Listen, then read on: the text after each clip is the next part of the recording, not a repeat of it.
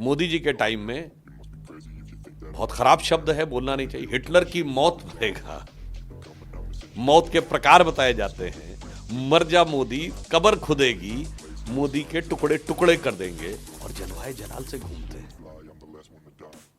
कौन हिटलर चाहिए भाई?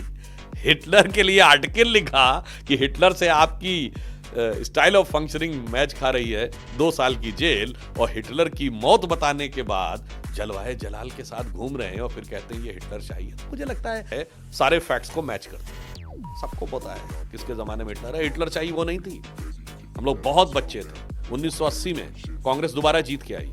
आज की पीढ़ी को पता ही नहीं होगा। 9 राज्य सरकारें इसलिए बर्खास्त कर दी गई कि वो अपोजिशन की थी, और रीजन क्या दिया गया? क्योंकि केंद्र में आपकी पार्टी हार गई है, तो you have lost the moral right to rule in the state. और वो हिटलर शाही नहीं है। अच्छा ये बताइए, ये घटना तो शायद बहुत से लोगों को ध्यान होगी।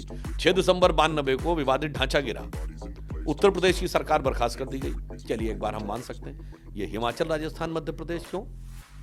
सिर्फ इसलिए को बीजेपी गवर्नमेंट है, उनका क्या लेना देना था जो कुछ यूपी में घटित हो रहा था? ये हिटलर शाही नहीं थी। इस देश में 2 ही प्रधानमंत्री हुए, जिनके प्रधानमंत्री बनने से पहले जनता ने कहा यह प्रधानमंत्री होना चाहिए। एक अटल जी, 10 साल पहले तो लोग कहते थे ये होना चाहिए। मोदी जी 2007 के बाद का एक सर्वे उठा के देख लीजिए, जिसमें 50% से कम लोगों ने रेटिंग कही। और 2012 के बाद तो राह चलते किसी से पूछिए तो कहता था मोदी जी प्रधानमंत्री होने चाहिए।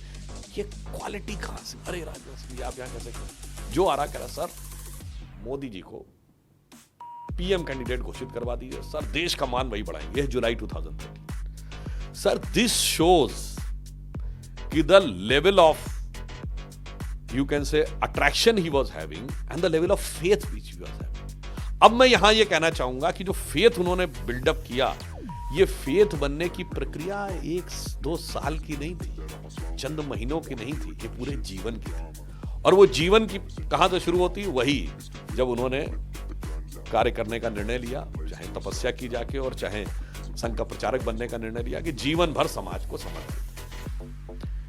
यदि कोई त्याग और तपस्या निरंतर करता रहता है तो वो व्यक्ति हो या संगठन हो, उसके संचित पुण्य इतने हो जाते हैं कि कुछ ना कुछ तो मार्ग प्रकृति भी प्रशस्त करने लगती है, परिस्थितियां भी ऐसी बनने लगती हैं कि हालात आपकी तरफ खुद ब खुद घूमने लगते हैं। इतना बड़ा देश था, इतना महान देश, इतनी महान परंपरा का देश, इतने सुंदर और भोले लोग, तिब्बत क्यों खत्म हो गया? फौज नहीं थी। तो शस्त्र का भी महत्व है, क्योंकि जग नहीं सुनता निर्बल जनों का शांति प्रवचन। दिनकर जी ने कहा है, शीश है उसको झुकाता जो कर सके रिपुमान मर्दन।